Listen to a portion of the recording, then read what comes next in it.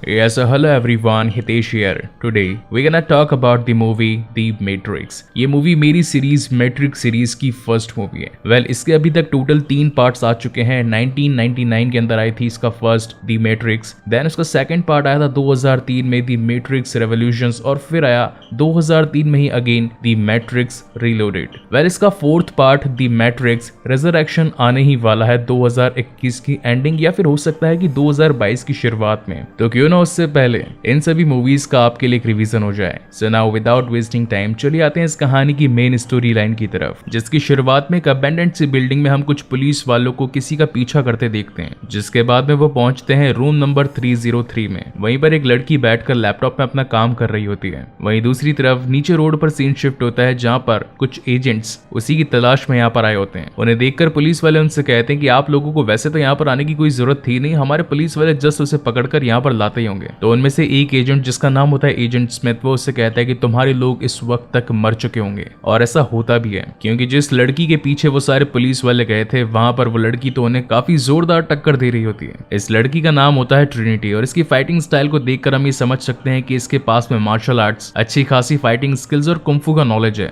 उन लोगों को खत्म करने के बाद में वो अपने बॉस को कॉल करती है और कहती है कि मुझे बस ये बताओ कि यहाँ से आकर निकलना कैसे है। तो वैसे इन्फॉर्मेशन मिलती है कि वहीं पर नीचे उतरकर एक टेलीफोन बूथ है, तुम्हें जितना जल्दी हो सके वहां पर पहुंचना होगा। यहाँ से ट्रिनिटी निकलने की कोशिश कर ही रही होती है, मगर तभी उसके पीछे एजेंट्स और साथ ही पुलिस वाले पड़ जाते हैं। उनसे बचने के लिए ट्रिनिटी बिल्डिंग्स पर कूद कूद कर जाने लगती है। वहीं पर हम देख पाते हैं कि वो एजेंट्स जो कि उसका पीछा कर रहे होते हैं, वो भी कोई नॉर्मल ह्यूमंस नहीं होते हैं, उनके पास भी उसी तरह की कूदने की ताकत होती है। हालांकि वहां पर मौजूद पुलिस वाले ये सब कुछ देखकर हैरान हो जाते हैं, क्योंकि उनके लिए तो एक काफी बड़ी बात थी। भागते भागते ट्रिनिटी सीधा उसी बूथ तक पहुंच जाती है जहां पर टेलीफोन पर एक कॉल आया होता है। वो उसे उठाने की कोशिश करती है, मगर तभी वहां पर एक जोरदार ट्रक उसे टक्कर मार देता है और उस ट्रक में से वही एजेंट निकलते हैं। मगर चेक करने पर पता चलता है कि हमने जब उसे टक्कर मारी उससे पहले तक ट्रिनिटी वहां से भाग चुकी थी। वहीं पर उनका तीसरा एजेंट आकर उससे कहता है कि वो लड़की किसी को ढूंढ रही थी जिसका नाम था नियो। जिसके बाद में सीन शिफ्ट होता है इस कहानी के लीड कैरेक्टर यानी कि नियो पर। वो जब अपने कमरे में सो रहा होता है, तभी उसके कंप्यूटर पर से मैसेज आता है कि नियो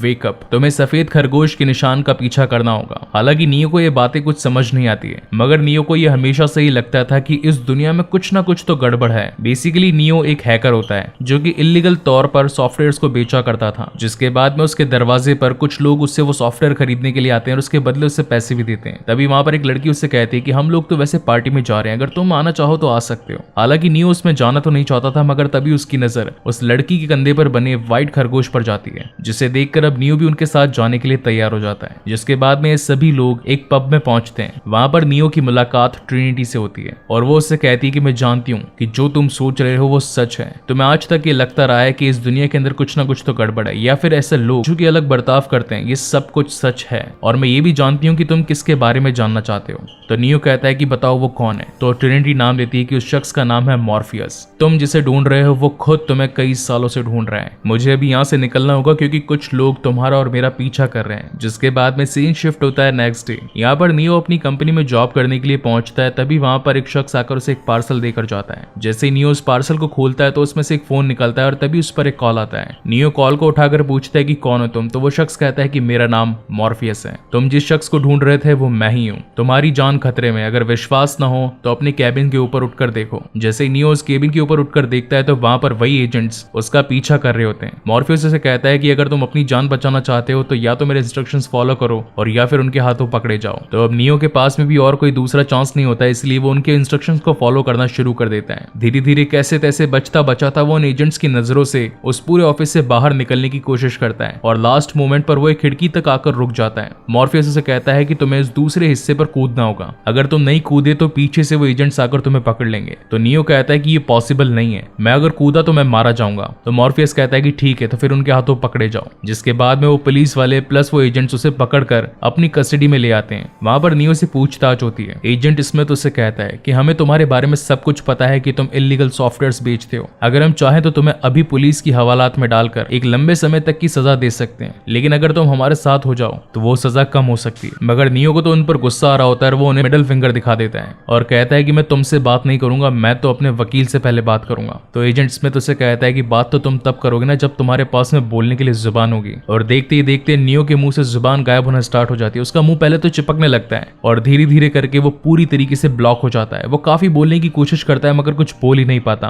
जिसके बाद में वो एजेंट से उसी टेबल पर पटक कर उसके पेट में एक मैकेनिकल कीड़ा डालने की कोशिश करते हैं। नियो काफी छटपटाता है, उन्हें रोकने की कोशिश करता है मगर उसका मुंह बंद होने की वजह से वो कुछ भी नहीं कर पाता और वो कीड़ा सीधा उसके नाभि के जरिए उसके शरीर में घुस जाता है और तभी उसकी नींद खुलती है। तो नियो को लगता है कि ओके ये शायद कोई सपना होगा, मगर तभी अगेन उसे मॉर्फियस का कॉल आता है। वो उससे कहता है कि मुझे पता चल गया है कि तुम ही वो मसीहा हो। नियो हालांकि उनकी बातों को कुछ समझ नहीं पाता। वो उससे कहता है कि आखिर तुम हो कौन और मुझसे क्या चाहते हो। तो मॉर्फियस उससे कहता है कि तुम्हारे सारे सवालों के जवाब तुम्हें मिल जाएंगे, बस मुझे नीचे ब्रिज के पास आकर मिलो। और जब नियो ब्रिज के पास नीचे पहुंचता है तभी वहां पर एक गाड़ी आती है जिसके अंदर वही लड़की और उसके कुछ साथी होते हैं। नियो जैसी गाड़ी में बैठता है तो ट्रिनिटी उसके पेट पर एक मशीन लगा देती है। नियो से कहता है कि ये तुम क्या कर रही हो। तो वो कहते हैं कि तुम्हारे पेट में एक ट्रांसमीटर फिट है, अगर हमने इसे नहीं निकाला तो उनको तुम्हारी हर चाल की खबर चलती रहेगी। उस मशीन की फ्रीक्वेंसी को फुल कर लेने के बाद में वो मशीन उसके पेट में से वो ट्रांसमीटर को निकाल देती है। वेल नियो को तो ये लग रहा था कि ये सब कुछ एक सपना था, मगर इस हादसे के बाद में उसका शक यकीन में बदल गया कि हाँ ये सब कुछ तो सचमुच में हो रहा था। जिसके बाद में ये सब लोग नियो को एक अबैंडन्ड सी बिल्डिंग में लेकर जाते हैं। वहां पर नियो की मुलाकात पहली बार मॉर्फियस से होती है। मॉर्फियस उससे कहता है कि मैं जानता हूं कि तुम मुझे कई टाइम से ढूंढ रहे हो, मगर मैं तुम्हें कई सालों से ढूंढ रहा हूं। मेरी तलाश आज जाकर खत्म हुई। क्या तुम्हें कभी ऐसा लगा है कि जिस दुनिया में तुम रह रहे हो वो दुनिया कभी एग्जिस्ट ही नहीं करती? और क्या कभी लगा है कि जिस जगह पर तुम घूम रहे हो वो जगह असली हो ही ना? इन सभी सवालों के जवाब मेरी मुट्ठी में कैद है। तभी मॉर्फियस उसके सामने अपनी पहली मुट्ठी खोलता है जिसके अंदर एक ब्लू कलर की पिल होती है और दूसरी खोलने पर उसे दिखाई पड़ती है रेड पिल। मॉर्फियस बताता है कि अगर तुम ब्लू पिल चुनोगे तो यहाँ से ठीक ठाक वापस अपनी दुनिया में जा सकते हो, मगर तुम्हारे मन में वही सवाल रहेंगे कि क्या ये वर्चुअल वर्ल्ड सचमुच एग्जिस्ट करता है या नहीं। वहीं पर अगर तुम इस रेड पिल को चूज करते हो तो अपने सवालों की खोज में एक कदम आगे बढ़ जाओगे। सोच समझ कर चुनना। जिसके बाद में नियो रेड पिल को चूज करता है। जिसके बाद में मॉर्फियस कहता है कि प्रोसेसिंग को स्टार्ट किया जाए और वहीं पर उसके कुछ दोस्त आकर नियो को एक मशीन में बिठाने लगते हैं जहां पर नियो अपने पास ही के कांच में एक ऑल्टरनेट रियलिटी को देख पाता है और जैसे ही वो उसे छूता है तो उस मिरर की लिक्विडिटी उसके हाथ पर आने लगती है और धीरे धीरे करके वो लिक्विडिटी उसके पूरे शरीर तक पहुंच जाती है और वो एक अलग ही दुनिया में पहुंच जाता है। उसकी बॉडी पर काफी सारी केबल्स लगी होती है। वो एक क्रायोजेनिक स्लीपिंग चेंबर होता है जिसके अंदर काफी सारा लिक्विड भरा होता है। नियो कुछ समझ पाता कि आखिर यहाँ पर हो क्या रहा है, तभी वहां पर एक मशीन पहुंच जाती है जो कि उसके केबल्स को उसकी बॉडी से डिटैच करके उसे अपने साथ में ले जाती है, जहां पर अगेन नियो की मुलाकात मॉर्फियस और उसके क्रू के साथ होती है। मॉर्फियस उसे कहता है कि इस वक्त तुम्हारा शरीर काफी ज्यादा निढाल हो चुका है, तुम्हारे शरीर को मजबूती की जरूरत है, इसलिए अभी हमें तुम्हारा ट्रीटमेंट करना पड़ेगा। इस कमजोर शरीर को फिर से ताकतवर बनाना पड़ेगा। और काफी दिनों के अच्छे खासे ट्रीटमेंट के बाद में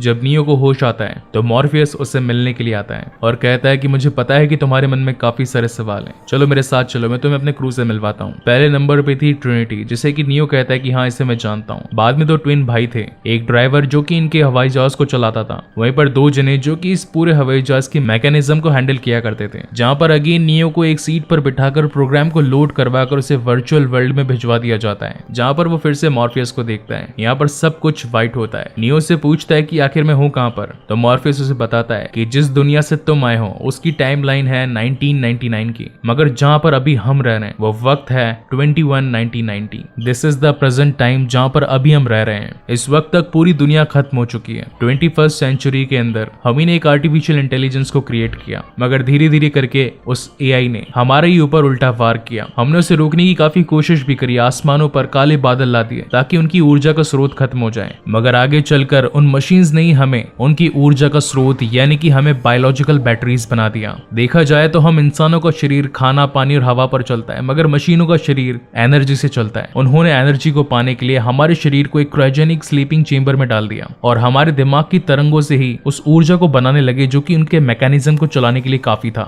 मगर धीरे धीरे करके हमारे दिमाग के अंदर भी ज्यादा तरंगे न उठने की वजह से उनको पावर कम मिलने लगी, तो उन्होंने सोचा कि अगर इंसानों के दिमाग को एक्टिव रखना है तो क्यों ना उसके लिए एक वर्चुअल वर्ल्ड को क्रिएट कर दिया जाए, जहां पर अगर इंसानों का दिमाग बिजी रहेगा तो हमें भी ऊर्जा मिलती रहेगी और हम भी चलते रहेंगे। जहां पर हम ये भी देख पाते हैं कि इस वक्त तक मशीनों ने तो इंसानों की खेती कर दी होती है। इतने सारे ट्यूब्स जहां पर हर एक के अंदर एक इंसान सोया होता है और जब कोई मरता है तो उससे पहले ये उनके स्पर्म के साथ में टेस्टिकल ट्यूब बेबी को क्रिएट कर देते हैं ताकि 70-80 सालों तक वो बेबी भी बड़ा होकर उन सभी मशीनों को एनर्जी दे पाए। मगर ये सारी बातें जानकर नियो काफी ज्यादा शॉक हो जाता है क्योंकि उसके लिए तो ये बातें बिल्कुल अनजानी थी। दिमागी तौर पर काफी थक जाने की वजह से नियो वहीं पर गिर जाता है, जिसके बाद में अगेन नियो की जब आंख खुलती है तो मॉर्फियस वहीं पर बैठा मिलता है और वो उससे कहता है आज से कई साल पहले इस मैट्रिक्स वर्ल्ड में एक इंसान जाग गया था, उसी ने ये सब कुछ बनाया और साथ ही हमें भी जगाया। साथ ही उसने ये भी बताया था कि जब तक मैट्रिक्स है तब तक इंसान इन मशीनों की कैद में है, और अगर ये मैट्रिक्स दुनिया पूरी तरीके से खत्म हो गई तो हम इंसान फिर से आजाद हो जाएंगे।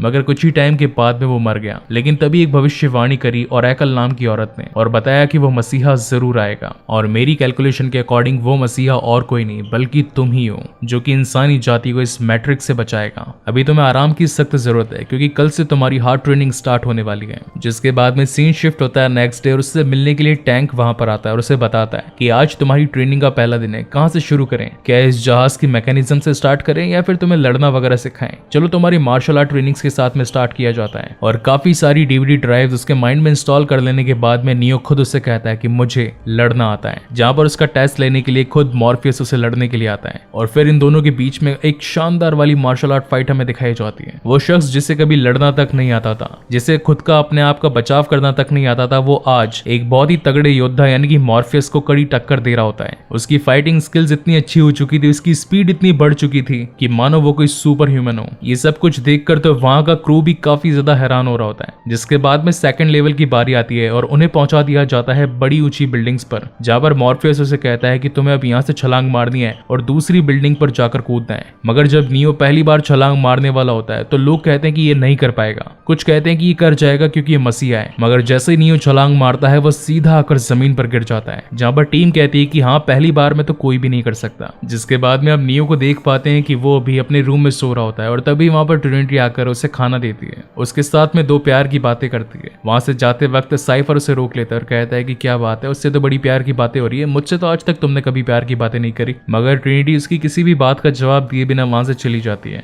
और तभी हम देखते हैं कि यहाँ पर अब इनका पीछा करते हुए सेंटिनल्स पहुंच जाते हैं। हालांकि उनसे बचाव के लिए इनके शिप के अंदर एक ईएमपी डिवाइस होता है, ईएमपी यानी कि इलेक्ट्रोमैग्नेटिक पल्स। इसके बारे में मैंने आपको Godzilla the King of Monster, Fast and Furious, Bloodshot और अपनी कई सारी मूवीज में भी बताया है। ये डिवाइस अपने आसपास में जितनी भी इलेक्ट्रिकल चीजें होती है उसे बंद कर देती हैं, और जैसा कि अब मशीनें इनके पास में आ रही होती हैं तो ये अपने शिप की लाइटें बंद कर देते हैं ताकि मशीन्स को इनकी लोकेशन का पता ना चल पाए। लेकिन साथ ही ये लोग तैयार भी होते हैं कि अगर कोई करीब भी आया तो ये ईएमपी डिवाइस को चालू कर देंगे। मगर अंधेरा होने की वजह से मशीन को वहां पर किसी प्रकार की हलचल नहीं मिलती और वो वहां से चले जाते हैं। मीनवाइल हम ये देख पाते हैं कि साइफर ने अब एजेंट स्मिथ के साथ में एक डील कर दी होती है। वो उसे बताता है कि जिस शख्स की तुम लोग तलाश कर रहे हो वो इस वक्त हमारे साथ में हमारे शिप पर है। अगर मैं तुम लोगों को वो ला कर दूं तो उसके बदले मुझे रियल वर्ल्ड के अंदर काफी सारा पैसा, नाम और शोहरत चाहिए। मैं जानता हूँ ये जो मीट का टुकड़ा मैं खा रहा हूँ ये वर्चुअल वर्ल्ड का एक हिस्सा है, इसे खाकर ये दुनिया मुझे ये एहसास दिलाएगी कि ये मीट का टुकड़ा काफी ज्यादा स्वादिष्ट है। मगर मैं जानता हूँ कि ये सब कुछ तो दिमाग के अंदर चल रहा है। एजेंट स्मिथ भी अब उसकी डील के साथ एग्री करता है, जहां पर सीन शिफ्ट होता है नेक्स्ट मॉर्निंग और अब ये पूरा क्रू मिलकर निकल पड़ता है ओरेकल से मिलने के लिए, क्योंकि मॉर्फियस को ओरेकल पर विश्वास था। ओरेकल ने ही मॉर्फियस को ये बताया था कि मसीहा जरूर आएगा, और अब जब मॉर्फियस के पास में नियो था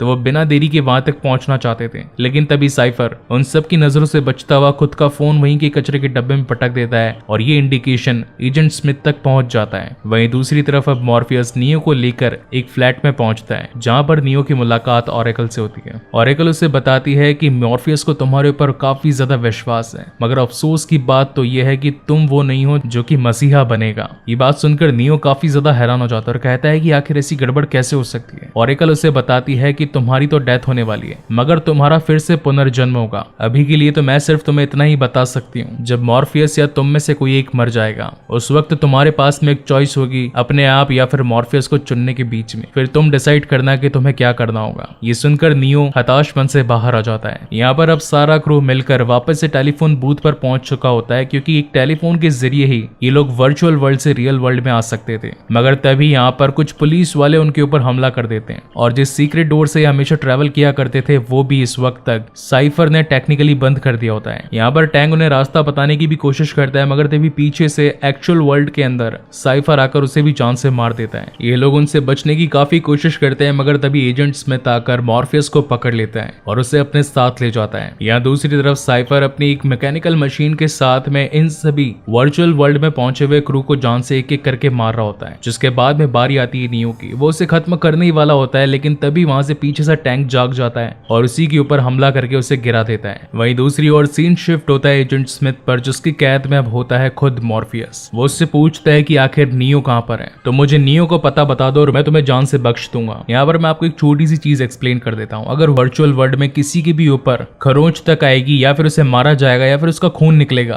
तो यही सारे सेम इफेक्ट्स रियल वर्ल्ड के अंदर खुद की बॉडी पर भी होंगे। साथ ही यहाँ पर एजेंट स्मिथ मॉर्फियस से जायन सिटी के कोऑर्डिनेट्स मांगता है, क्योंकि जायन सिटी रियल वर्ल्ड में वो सिटी होती है जहाँ पर एक्चुअल के लोग रह रहे होते हैं, वो भी सभी मशीनों से छिपकर। क्योंकि अगर रियल वर्ल्ड के लोग मशीनों के सामने आए तो वो उन्हें भी स्लीपिंग चैम्बर्स में डालकर उनसे एनर्जी खींचते रहेंगे। एजेंट स्मिथ बेसिकली एक प्रोग्राम होता है जो कि खुद ब खुद ज्यादा डेवलप हो चुका होता है। हालांकि इसे क्रिएट तो मशीनों ने किया होता है, मगर एजेंट स्मिथ अब मशीनों की भी कैद से दूर होना चाहता था और साथ ही सभी इंसानों और सभी मशीन्स को खत्म करके खुद का वर्ल्ड बनाना चाहता था, जहां एक तरफ तो रियल वर्ल्ड के अंदर टैंक, ट्रिनिटी और नियो ये सोचते हैं कि अगर हमने मॉर्फियस को अभी जान से मार दिया तो वो वर्चुअल वर्ल्ड में भी मर जाएगा और एजेंट स्मिथ को कोई भी इंफॉर्मेशन नहीं मिल पाएगी। वहीं पर इस बात को वर्चुअल वर्ल्ड के अंदर एजेंट स्मिथ भी जानता था कि अगर हमने इससे जल्दी इंफॉर्मेशन नहीं निकलवाई तो रियल वर्ल्ड के अंदर ये मॉर्फियस को मार देंगे, जिससे कि ये यहाँ पर भी मर जाएगा और हमें जायन सिटी के कोऑर्डिनेट्स नहीं मिल पाएंगे। इसलिए इससे जितना जल्दी हो सके हमें सारी इंफॉर्मेशन निकलवानी होगी। यहाँ पर टैंक जैसे ही मॉर्फियस का केबल निकालने वाला होता है, मगर तभी नियो कहता है कि मैं उनसे लड़ूंगा, मैं मॉर्फियस को वापस लेकर आऊंगा, क्योंकि उसने मुझ पर विश्वास दिखाया है और मैं उसका विश्वास यूं ही जाया नहीं जाने दूंगा। जिसके बाद खुद नियो अपने आप को वर्चुअल वर्ल्ड में पहुंचा देता है। और फिर आता है इस मूवी का वन ऑफ द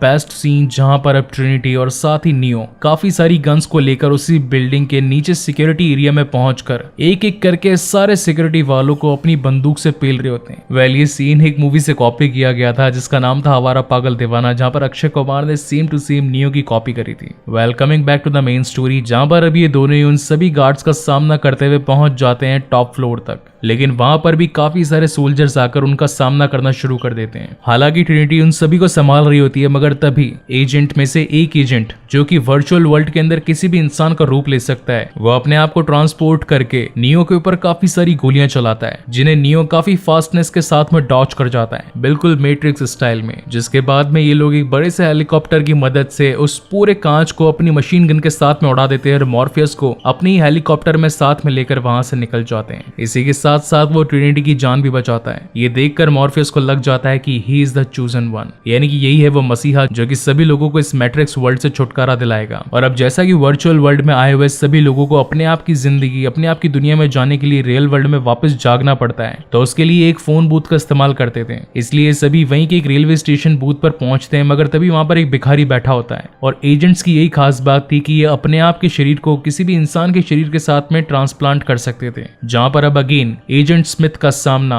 नियो के साथ में होता है। एक वक्त था जब नियो को बिल्कुल भी लड़ना नहीं आता था, वो हर जगह शिकंद खाता था, लेकिन अब जबकि उसके पास में सारी मार्शल आर्ट्स की practice plus kung fu fighting style आ चुकी होती है, तो वो एजेंट स्मिथ को काफी जोरदार टक्कर देता है। जहां पर एक अच्छी खासी लंबी चलने वाली लड़ाई के बाद में नियो उसे वहीं रेलवे स्टेशन ट्रैक पर फेंक कर वहां से निकल जाता है। रास्ते में जाते वक्त वो टैंक से कॉल करके बात भी करता है, लेकिन एजेंट स्मिथ फिर से उसका पीछा करता है और अपने आप के शरीर को लोगों के शरीर में ट्रांसप्लांट करते करते उसके करीब तक पहुंच जाता है। जहां एक तरफ तो टैंक उसे कहता है कि पास की बिल्डिंग में 303 नाम का एक कमरा है, तुम जितना जल्दी हो सके वहीं पर पहुंचो। वहीं दूसरी तरफ हम देख पाते हैं कि रियल वर्ल्ड के अंदर अब मशीन्स ने इनका पीछा करना शुरू कर दिया होता है। अब यहाँ पर ये सभी लोग काफी ज्यादा हैरान हो जाते हैं, क्योंकि अगर मशीन से बचने के लिए उन लोगों ने EMP डिवाइस को एक्टिवेट किया तो वर्चुअल वर्ल्ड के अंदर नियो वहीं पर गिर जाएगा, और अगर नियो वहां पर गिर गया तो एजेंट स्मिथ उसकी बॉडी को अपने साथ में ले जाएगा और हमारा मसीहा जो हम सभी को छुड़वाएगा उसका अंत वहीं पर हो जाएगा। और अगर इन्होंने EMP डिवाइस को नहीं दबाया तो ये सब लोग रियल वर्ल्ड के अंदर हैंड टू हैंड ही मारे जाएंगे और साथ ही नियो का शरीर भी खत्म हो जाएगा, यानी कि काफी असमंजस की स्थिति यहाँ पर क्रिएट हो चुकी होती है। यहाँ पर कैसे तैसे करके नियो 303 में पहुंचता है, मगर तभी उसके सामने एजेंट स्मिथ खड़ा होता है और वो उसे वहीं पर शूट कर देता है। वहीं पर सीन शिफ्ट होता है रियल वर्ल्ड में, जहां पर ट्रिनिटी आकर नियो को कहती है कि ऑरेकल ने मुझसे एक बात और कही थी कि मैं जिससे प्यार करूंगी वही हम सभी का मसीहा बनेगा, मगर मुझे तो तुमसे प्यार था नियो, सब कुछ खत्म हो चुका है। लेकिन तभी हम देख पाते हैं कि वापस से नियो की बॉडी उठ खड़ी होती है, यानी कि उसका पुनर्जन्म होता है और वह सभी प्रोग्राम्स को अपनी आंखों से बाइनरी कोड्स के थ्रू देख पाता है, यानी कि अब उसे पूरा मैट्रिक्स वर्ल्ड अपनी आंखों से दिख रहा होता है। जिसके बाद में अगेन एजेंट स्मिथ और नियो की फाइट होने वाली होती है, जहां पर एक ही बार में नियो उसकी बॉडी में घुसकर उसे वहीं पर ब्लास्ट कर देता है। जहां पर अब रियल वर्ल्ड के अंदर भी ये लोग EMP को एक्टिवेट कर देते हैं और सारी मशीन्स वहीं पर थम जाती हैं और इसी के साथ अब सभी लोग बच जाते हैं और एक बड़ा हादसा भी टल जाता है। वहीं इसके पोस्ट क्रेडिट सीन में हम ये देख पाते हैं कि अब नियो वर्चुअल वर्ल्ड का किंग बन चुका होता है और साथ ही अब तैयार होता है